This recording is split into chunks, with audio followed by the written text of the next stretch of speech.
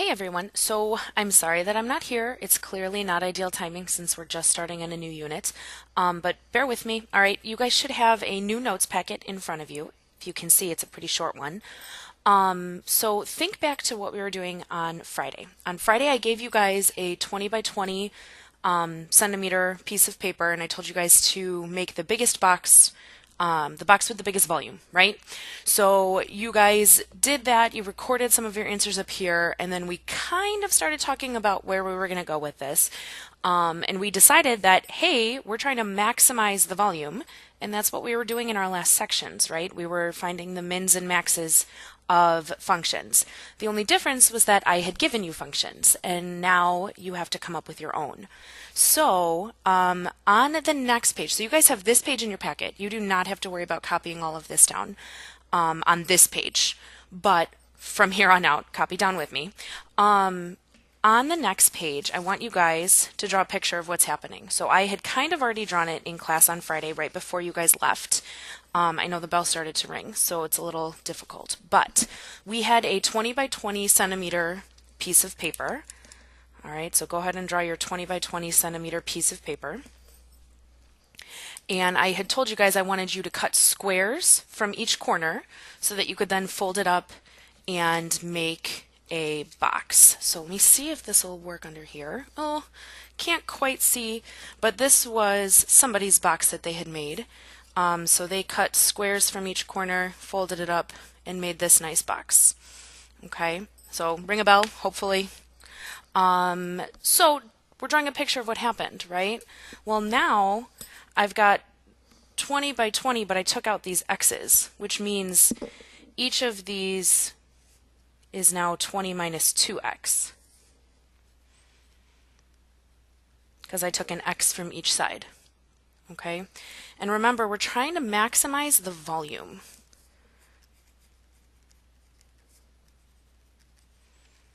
Okay, so we talked about how volume is equal to length times width times height. So I know that what you guys did is you cut out your squares and then you measured each of them, which was fine. But then I think it was Cole had brought up the fact that, hey, we could just subtract. We know how much we took off, right? So that's kind of what we're doing here with this 20 minus 2x, because we don't know exactly what x is. We're trying to maximize the volume. So the next thing we're going to do then is actually plug in what we know. So the length and the width are both 20 minus 2x, and the height is what we cut out. That's x. So I'm actually going to do it in a little bit of a different order. I'm going to put the x first, just so it doesn't get lost. But x times 20 minus 2x times 20 minus 2x, and this is now our function. Okay? This is what you're trying to find the maximum value of. And now it's the same as what we've been doing since January, pretty much, right? So this one, let's FOIL it on out. So distribute the x first, and we get 20x minus 2x squared times 20 minus 2x. And then we're going to go ahead and FOIL. So what we get, 20x minus 20 gives us 400x. 20x times negative 2x gives me negative 4x squared. Negative 2x squared times 20 is another negative 40x squared. And then negative 2x squared times negative 2x is a positive 4x cubed. So I'm going to combine like terms and write it in standard form, just because it looks nicer. So 4x cubed comes first, minus 80x squared, and then plus 400x. And that's the formula for our volume. So regardless of what x value we pick, we could be plugging it into there to find the volumes. So some of you, when you wrote up your lengths for x, I was checking your volumes and I was like, that's not quite right. That's because I knew what the formula was already, right? I knew where we were going with it. So now that we have it, we want to find the maximum value of that function. And we know to find a maximum value, we take a derivative. So we're going to say v prime, because we're taking the derivative of v, and take the derivative here. So 12x squared minus, oops, not 80 anymore, 160x plus 400. Okay, and then we need to solve for x. So I think the first thing we should do is maybe factor out, they all share a 4. So if we take out a 4, we're left with x squared, 3x squared. Wow, I can't math today, guys. 3x squared minus 40x plus 100. And then, believe it or not, as much as you guys hate factoring, this one does factor. If it didn't, we could use quadratic formula, right? And there may be some where you have to do quadratic formula, FYI. But I'm going to divide by 4 and get rid of it, get it out of the way. So we have 0 equals 3x squared minus 40x plus 100. And then we're going to factor. Since 3x squared is prime, or since 3 is prime, we know it's a 3x and an x. And we're trying to get to negative 40 in the middle, so it's just minus 10 and minus 10. Because we get negative 30, negative 10, so together we get that negative 40. So we get x equals 10 over 3 and x equals 10. Well, x equals 10 over 3 and x equals 10. Let's think about if x equals 10, would that make sense? Go back to our picture for a second. We said that the whole length of this is 20 centimeters. So if I take 10 centimeters from here and 10 centimeters from here, then my length is 0, right? So we can't find the volume of that. We don't have a box anymore. So x equals 10 doesn't do us any good. That one's not going to do anything for us. However, x equals 10 over 3, that's going to be a good thing to know. So 10 over 3, hopefully you guys know, that's 3 1/3. Right? So I think it was Dimitri had kept saying that the magic number was somewhere between 3 and 5. Well, it is. It's 3 1/3. So 3 1/3 centimeters would be the height of the box that would give us the maximum volume. So depending on what the question asked, we would stop there. If it just asked for the length and width of the box of the square that you're cutting out, you would just do 3 1/3 centimeters. If it was asking for what the maximum volume is, we would have to plug that back in. So let's actually do that anyway. I want to find out what is the max volume, so we can see how close we were. So grab your calculators, plug it into our volume function right here, which is this 4x cubed minus 80x squared plus 400x. We're plugging in 3 1/3. I would just plug in 10 over 3 because it'll keep it more accurate. So if we do that, I'm going to go ahead and just put it in my calculator. 4x to the third minus 80x squared plus 400x. And then I'm going to go to my table. 10 over 3, and we get a maximum volume of 592.59, and then volume is always in cubic units, so centimeters cubed. So if we cut a 3 1/3 square from each corner, we get a maximum volume. Wow, guys, sorry about that. Maximum volume of 592.59 centimeters cubed. Okay? It's not too bad, right? Hopefully you guys agree.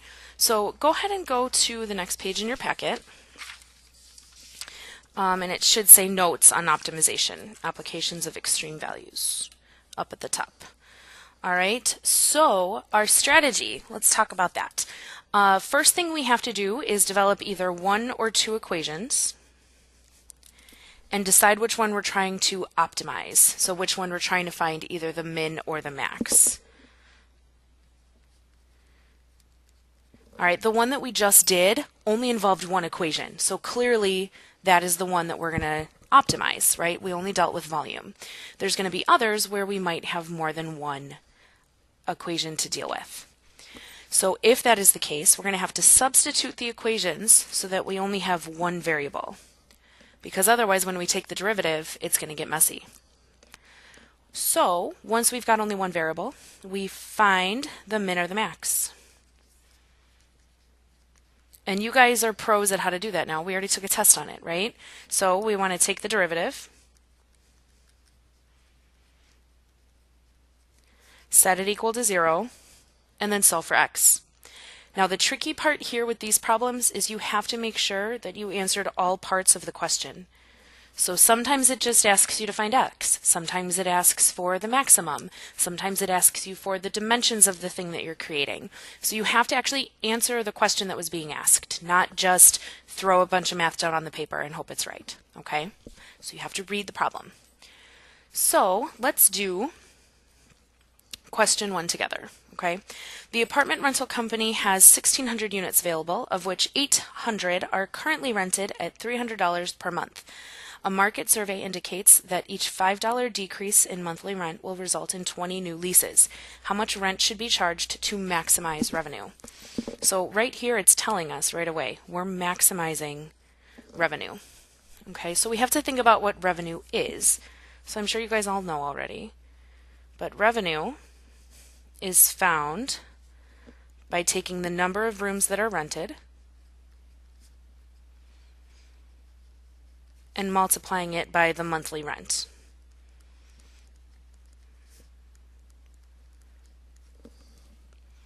Okay, so we're finding out how much money they're making, right? Well, we're trying to maximize that revenue. So right now we're told that 800 are currently being rented at $300. Let me grab another color.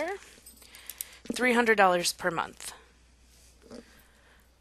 All right, and then the market survey indicates that a $5 decrease in monthly rent will result in 20 new leases. All right, so if you notice, I underlined in 2 different colors because I'm emphasizing what is paired together. So if we look at the number of rooms being rented, right now 800 of them are currently being rented, and they're claiming that if we do this decrease, we'll have 20 new leases. Right now they're paying $300 a month, but they're saying, hey, decrease it by $5 and you'll increase your revenue. So we want to figure out what this new rent would actually be, right? So let's define what x is first, because we're going to use x, obviously. It's pretty much our favorite variable, right? So x is going to be the number of $5 decreases.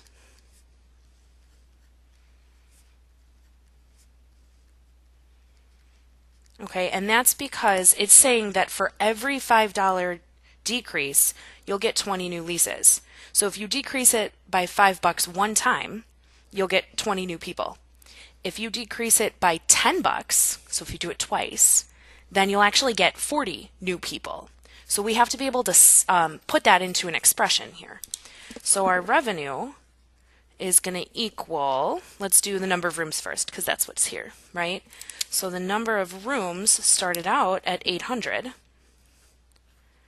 but we're saying we can increase that by 20 every time we do this $5 decrease. So 800 plus 20x. And then we started out with our rent being $300, and we want to decrease that by $5 X amount of times. Okay, so hopefully that makes sense to you. You guys should have done problems like this before. So that is our equation now. That's our revenue. And we're trying to maximize that, which means we need to be able to take the derivative. So we need to FOIL that out so that we can nicely take the derivative. So revenue is going to equal 800 times 300 gives us 240,000. Minus 800 times 5x, which gives us 4,000x. And then plus 6,000x minus 100x squared. And again, I'm going to combine like terms and put it in standard form just because I think it looks better. So negative 100x squared plus 2,000x plus 240,000. And then we are going to take the derivative of that. So r prime is going to equal negative 200x plus 2,000. And we know if we're trying to find a min or a max, we set the derivative equal to 0. So 0 equals negative 200x plus 2,000. And we can solve for x. Oops, I put too many zeros there. And we end up getting x equals 10.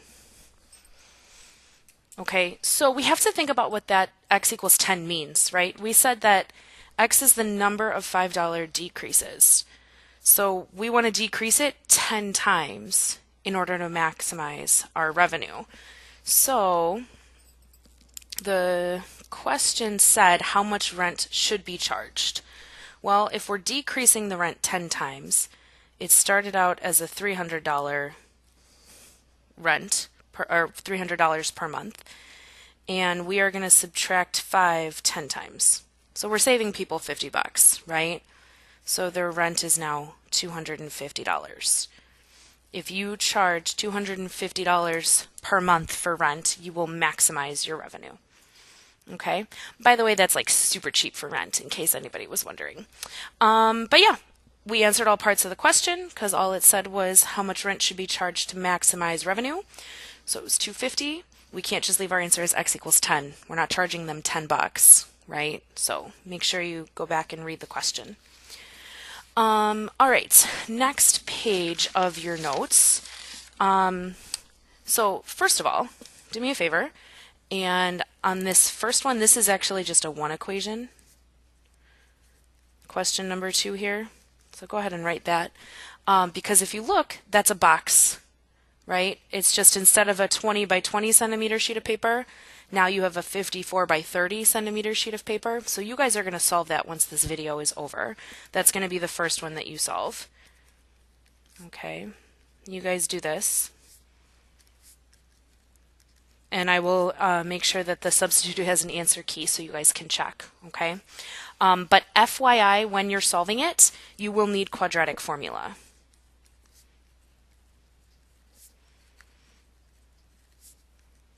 So write yourself a note right now.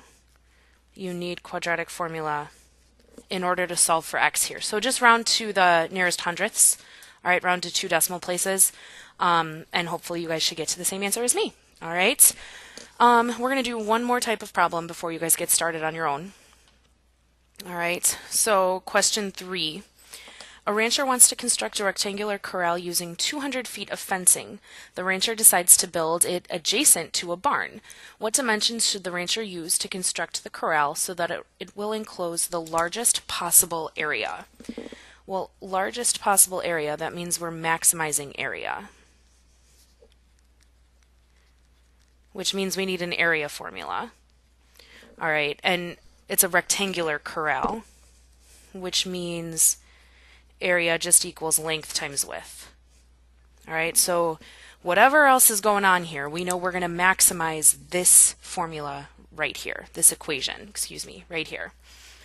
Let's see what else we were given. So let's draw a picture of what's going on because we need to understand this here.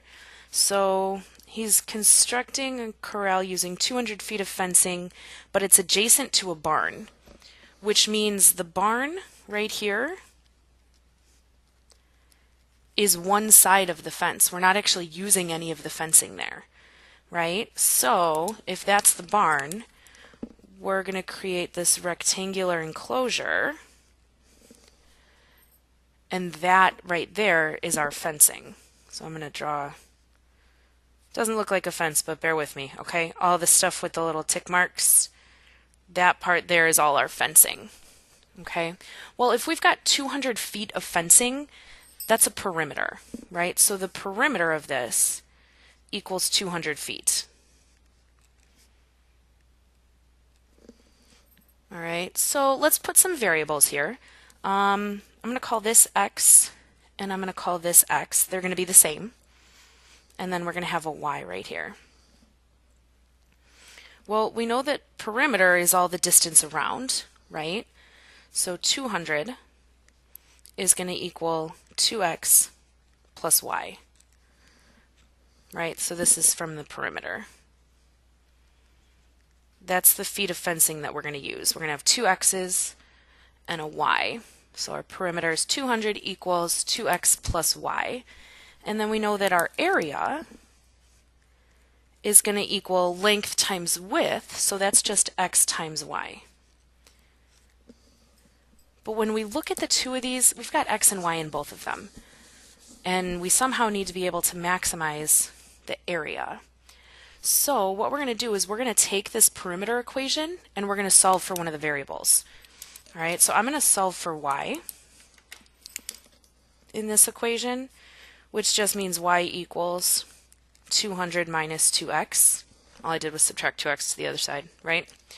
I'm going to take that value for y and I'm going to plug it into my area formula because the goal is to only have one variable in the formula that I have to maximize, or the equation that I have to maximize. So area equals x times 200 minus 2x.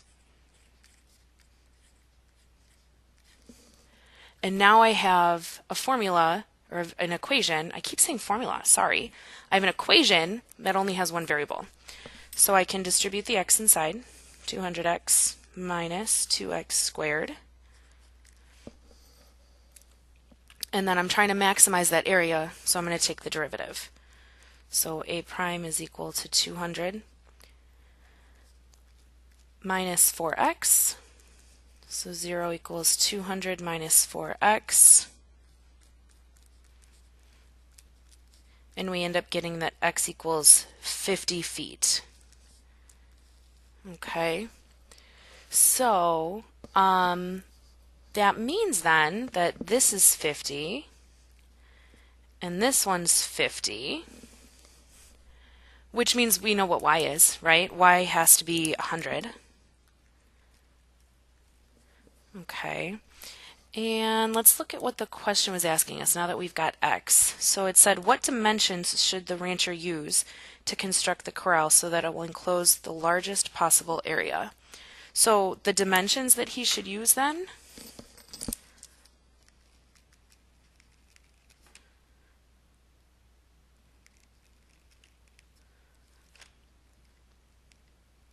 there we go.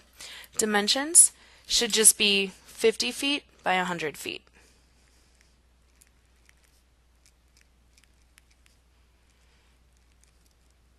This one didn't ask actually what the maximum area is, so we don't have to plug anything back into the original equation. But this one used two equations. It had the perimeter and the area. And all it asked for in the end was the dimensions. So hopefully you guys are okay with that.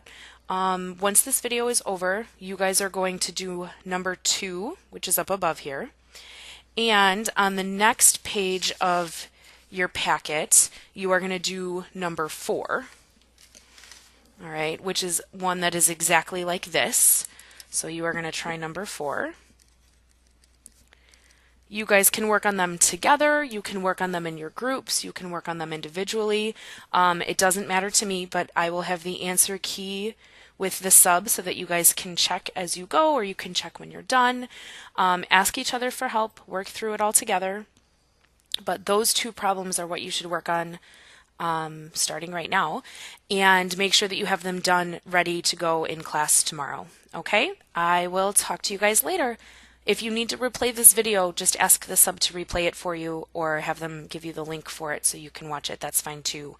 But yeah, hopefully you guys are okay and we will touch base as soon as I'm back. All right? Bye.